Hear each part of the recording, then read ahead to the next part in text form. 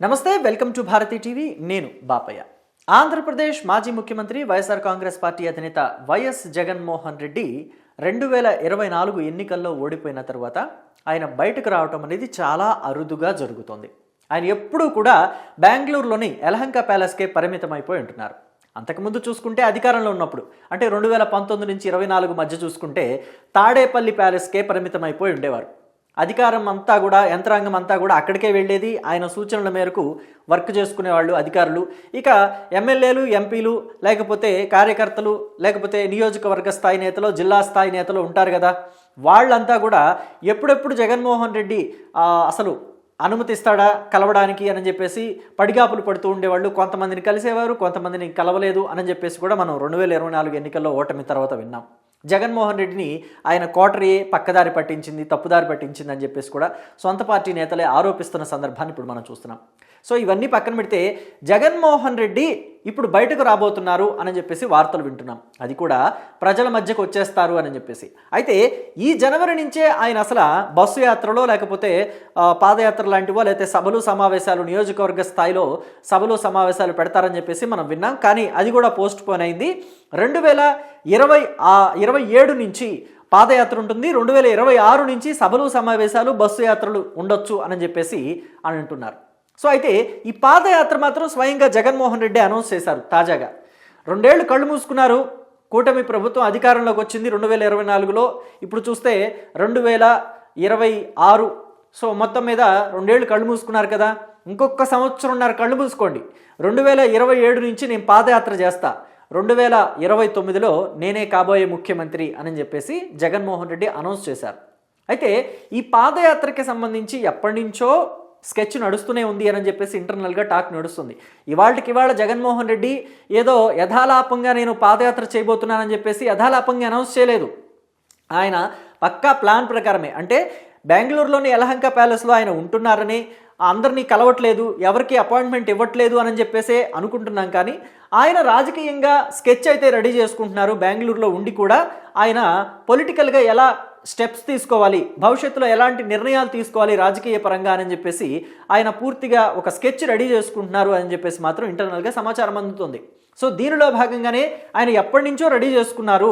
ఇక్కడ 2027 నుంచి పాదయాత్ర చేస్తున్నాను అని అంటే దానికి కూడా ఒక స్ట్రాటజీ ఉంది. అది ఎప్పుడు మొదలు పెడతారు అని అంటే అయితే వైఎస్ఆర్ జయంతి లేదా వర్ధంతి రోజున మొదలు పెడతారు. వర్ధంతి రోజున మొదలు పెడతారు అని చెప్పేసి ఎక్కువగా టాక్ వినిపిస్తుంది. 2027 సెప్టెంబర్ 1వ తారీఖు నుంచి మొదలు పెడితే అది 2029 ఫిబ్రవరి వరకు ఆ పాదయాత్ర నడిచేలాగా చూసుకుంటారట. సో ఫిబ్రవరి వరకు పాదయాత్ర నడిస్తే సో మేలో ఎలక్షన్స్ వస్తాయి. సో మేలో ఎలక్షన్స్ వస్తే ఏమవుతుంది, ఆ వేవు, ఆ హీటు, పాదయాత్ర వేవు, ఆ వైబ్రేషన్స్, ఆ హీటు ఎలక్షన్ వరకు కంటిన్యూ అవుతుంది. కాబట్టి ఎక్కువగా గెలిచే అవకాశాలే ఉంటాయి అని చెప్పేసి వైఎస్ఆర్ కాంగ్రెస్ పార్టీ అధినేత జగన్మోహన్ రెడ్డి ఆశిస్తున్నారట. సో అయితే ఈ పాదయాత్ర కోసం ఇప్పటి నుంచే స్కెచ్ రెడీ చేస్తున్నారు. ఆ టీం అంతా కూడా పాదయాత్రకు సంబంధించి స్కెచ్ రెడీ చేస్తున్నారు. పాదయాత్ర ఎలా ముందుకు వెళ్ళాలి, ఎలాంటి అంశాలు ప్రస్తావించాలి, ఎవరెవరిని కలవాలి, అంటే రైతుల్ని కలవాలా, లేకపోతే వ్యాపారస్తుల్ని కలవాలా, లేకపోతే రాజకీయ నాయకుల్ని కలవాలా, లేకపోతే సామాన్య ప్రజల్ని కలవాలా, ఇలాంటి వాటన్నిటికీ సంబంధించి స్కెచ్ అంతా రెడీ చేస్తున్నారట. గతంలో కూడా వైఎస్ఆర్ కాంగ్రెస్ పార్టీ అధినేత వైఎస్ జగన్మోహన్ రెడ్డి 2019లో పాదయాత్ర చేశారు. అయితే ఆ పాదయాత్ర కొంత డిఫరెంట్ అని చెప్పాలి. ఆ పాదయాత్ర చేసే సమయంలో జగన్మోహన్ రెడ్డి అక్రమాస్తులకు సంబంధించిన కేసుల్ని ఎదుర్కొంటూ ఉన్నారు. ప్రతి గురువారం సాయంత్రం కూడా పాదయాత్ర ఆపేసి హైదరాబాద్ వెళ్ళి నాంపల్లి కోర్టులో ఆ కోర్టుకి సంబంధించిన కేసులు అంటే శుక్రవారం నాడు అటెండ్ అవ్వాల్సి వచ్చేది. శుక్రవారం నాడు ఆ కేసు అటెండ్ అయ్యి మళ్ళీ తిరిగి శుక్రవారం సాయంత్రం ఎక్కడైతే పాదయాత్ర ఆపారో అక్కడికి వెళ్ళేవారు. సో శనివారం ఉదయం నుంచి మళ్ళీ పాదయాత్ర కంటిన్యూ చేసేవారు. సో ఇలా నడుస్తూ ఉండేది, అంటే బ్రేకులుగా నడుస్తూ ఉండేది ఆ పాదయాత్ర. కొంత జగన్మోహన్ రెడ్డికి కూడా అది వెసులుబాటు కల్పించిందేమో. ఆ అక్రమాస్తులకు సంబంధించి వాయిదాలకు తిరగటం వల్ల వారంలో ఒకరోజు ఆయన రెస్ట్ తీసుకునే అవకాశం, పాదయాత్ర నుంచి రెస్ట్ తీసుకునే అవకాశం దొరికిందేమో అని చెప్పేసి కూడా అప్పట్లో అనుకునేవాళ్ళు. సో మొత్తం మీద ఆ పాదయాత్ర అయితే కొంత విరామాలతో ప్రతి వారం కూడా ఒక విరామంతో ఆ పాదయాత్ర ముందుకు వెళుతూ సాగింది. మొత్తం మీద సుదీర్ఘమైన పాదయాత్ర, 3000 కిలోమీటర్ల పైచిలుకు పాదయాత్ర.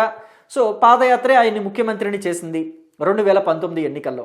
సో అయితే ముఖ్యమంత్రి అయిన తర్వాత మాత్రం పాదయాత్రలో ఎలా అయితే జనాలకి దగ్గరగా వెళ్ళారో, జగన్మోహన్ రెడ్డి ఇది మనం చూడొచ్చు, జనాల్ని అంటి పెట్టుకుని తిరిగారు, జనాల్ని దగ్గరికి వెళ్ళారు, ముద్దులు పెట్టుకున్నారు, అన్నీ చేశారు, కౌగిలింతులు, ముద్దులు, ముచ్చట్లు అన్నీ జరిగాయి. కానీ ఒకసారి ముఖ్యమంత్రి అయిన తర్వాత మాత్రం జనానికి పూర్తిగా దూరం అయిపోయారు జగన్మోహన్ రెడ్డి. పరదాలు చాటున తిరగాల్సిన పరిస్థితి ఏర్పడింది. అసలు జగన్మోహన్ రెడ్డి ఆకాశంలో వెళ్తున్నారంటే కింద ట్రాఫిక్ జామ్ చేసిన పరిస్థితులు కూడా మనం తెనాల్లో చూసాం. తెనాలి నియోజకవర్గం, ఆ పక్కనే నారాకోడూరు. సో అది వచ్చేసి మొత్తం అంతా కూడా కింద ట్రాఫిక్ జామ్ చేసిన సందర్భాలు చూసాం మనం. గతంలో ముఖ్యమంత్రులు వెళ్తున్నారంటే ట్రాఫిక్ సిగ్నల్స్ దగ్గర గంటల గంటలు ట్రాఫిక్ని ఆపేసి, వెహికల్స్ని ఆపేసి ఇబ్బందులను గురి చేసిన ముఖ్యమంత్రులు ఉన్నారు. వైఎస్ రాజశేఖర రెడ్డి ఉన్నాడు ఆ లిస్టులో, చంద్రబాబు నాయుడు మీద కూడా ఆ అపవాదు ఉంది, జయలలిత మీద ఎక్కువగా ఉంది. కానీ వీళ్ళందరికన్నా భిన్నం జగన్మోహన్ రెడ్డి. ఆయన ఆకాశంలో వెళ్తున్నారంటే కింద ట్రాఫిక్ జామ్ అయ్యేది. సో అది విచిత్రమైన అంశం అన్నమాట. సో అవన్నీ పక్కన పెడితే ప్రస్తుతం జగన్మోహన్ రెడ్డి మళ్ళీ పాదయాత్ర చేస్తాను అని చెప్పేసి దానికి సంబంధించిన పనులన్నీ చేసుకుంటున్నారు. ఈసారి పాదయాత్ర చేస్తే ఆయన ముఖ్యమంత్రి అవుతారా అవ్వరా అని చెప్పేసి కూడా కొన్ని సందేహాలు వ్యక్తమవుతున్నాయి. అప్పట్లో అంటే జగన్మోహన్ రెడ్డి 2019కి ముందు ఆయన ప్రతిపక్ష నేతగా ఉన్నప్పుడు మరి సోషల్ మీడియాని చాలా వైబ్రెంట్గా యూజ్ చేసుకున్నారు. సోషల్ మీడియాలో అప్పట్లో తెలుగుదేశం పార్టీకి అంత పట్టు లేదనే చెప్పాలి. సోషల్ మీడియాలో అసలు తెలుగుదేశం పార్టీ యాక్టివ్గా లేదనే చెప్పాలి. వైఎస్ఆర్ కాంగ్రెస్ పార్టీ ప్రభుత్వం మీద ఎన్ని నిందలు వేసినా, అంటే పింక్ డైమండ్ అన్నారు, లేకపోతే అమరావతిలో ఇన్సైడర్ ట్రేడింగ్ అన్నారు, జగన్మోహన్ రెడ్డి ఎలాంటివి ఆరోపణలు చేసినా కానీ తెలుగుదేశం పార్టీ సోషల్ మీడియాలో వాటిని ఖండించలేకపోయింది. సోషల్ మీడియాలో వైఎస్ఆర్ కాంగ్రెస్ పార్టీ శ్రేణులంతా కూడా విచ్చలవిడిగా కొన్ని కథనాల్ని వండి వార్చారు. కొన్ని యూట్యూబ్ ఛానల్స్ కూడా సోషల్ మీడియాలో కూడా కొన్ని కథనాల్ని ప్రసారం చేస్తూ ఉండేది. ఎక్కడా కూడా వాటిని తిప్పికొట్టడానికి అప్పుడు తెలుగుదేశం పార్టీకి కూడా యూట్యూబ్ ఛానల్స్ ఏమీ లేవు. సో కాబట్టి అప్పుడు వైఎస్ఆర్ కాంగ్రెస్ పార్టీ ఏది ప్రొజెక్ట్ చేస్తే అదే నిజమని జనం కూడా నమ్మాల్సిన పరిస్థితి ఏర్పడింది. కానీ ఇప్పుడు అలా కాదు. తెలుగుదేశం పార్టీకి ఆ స్థాయిలోనే సోషల్ మీడియా ఉంది, జనసేన పార్టీ కూడా ఇప్పుడు ఆ స్థాయిలోనే సోషల్ మీడియా బలంగా ఉంది. సో మరి ఇలాంటి టైంలో వైఎస్ఆర్ కాంగ్రెస్ పార్టీ వేసే పాచికలు పారతాయా అంటే చెప్పలేం. కానీ ఇప్పుడు ప్రతిదీ కూడా ఆధారాలతోటి నిరూపించాల్సిన పరిస్థితి ఏర్పడింది. సో ప్రభుత్వం ఇప్పుడు ప్రస్తుతం కూటమి సర్కారు కూడా జగన్మోహన్ రెడ్డి చేస్తున్న ఏవైతే కొన్ని పనులు ఉన్నాయో, ఆయన చేస్తున్న ఆరోపణలు ఉన్నాయో వాటిని సమర్థవంతంగా ఆధారాలతో సహా తిప్పికొడుతున్నారు.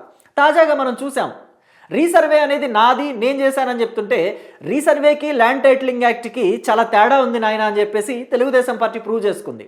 అలాగే రాయలసీమ ఎత్తిపోతల పథకం ఏదైతే ప్రాజెక్ట్ ఉందో దాన్ని ఆపేయడం వల్ల రాయలసీమకు అన్యాయం జరిగింది, దాన్ని ఆపేసింది తెలంగాణ ప్రభుత్వం. తెలంగాణ ప్రభుత్వం ఆపితే చంద్రబాబు నాయుడు చూస్తూ ఊరుకున్నాడు, తన శిష్యుడే ముఖ్యమంత్రిగా ఉన్నాడు కాబట్టి అని చెప్పేసి వైఎస్ఆర్ కాంగ్రెస్ పార్టీ ఆరోపిస్తే అసలు అది ఎప్పుడు ఆపేశారు, కేసీఆర్ టైంలోనే ఆపేసిన సందర్భాల్ని, ఆ డేట్లని మొత్తం అంతా కూడా ఆధారాలతో సహా చూపించింది. ఆపేస్తే కళ్ళు మూసుకొని నోరు మూసుకుని ఊరుకుంది మీరు అని చెప్పేసి తెలుగుదేశం పార్టీ వైఎస్ఆర్ కాంగ్రెస్ పార్టీని సమర్థవంతంగా తిప్పికొట్టింది. సో ఇలాంటి సిచ్యువేషన్స్ ఇప్పుడు ఎదురవుతున్నాయి వైఎస్ఆర్ కాంగ్రెస్ పార్టీకి. సోషల్ మీడియాలో కూడా ఏ ఒక్క ఆరోపణ చేసినా తెలుగుదేశం పార్టీ చూస్తూ ఊరుకోవడం లేదు, ఆధారాలతో సహా ఇచ్చి పడేస్తుంది. సో మరి ఇలాంటి పరిస్థితులు 2029 ఎన్నికలకు వెళితే మరి జగన్మోహన్ రెడ్డికి అంటే ఒక అవకాశం దొరుకుతుందంటారా, దొరకదంటారా? మీరు కూడా అభిప్రాయాన్ని చెప్పండి. అయితే పాదయాత్ర చేస్తే అదొక సెంటిమెంటు, ఆంధ్రప్రదేశ్లో ఎవరు పాదయాత్ర చేసినా వాళ్ళు అధికారంలోకి వస్తున్నారు అని చెప్పేసి కూడా చాలామంది మాట్లాడుతున్నారు. సో పాదయాత్ర చేస్తే ముఖ్యమంత్రి అయిపోతారంటే గతంలో అయితే అయ్యారు, చూసాం మనం. కానీ అన్ని రాష్ట్రాల్లోనూ అన్ని సందర్భాల్లోనూ ఆ సెంటిమెంట్ వర్కౌట్ అవుతుందా అంటే చెప్పలేం.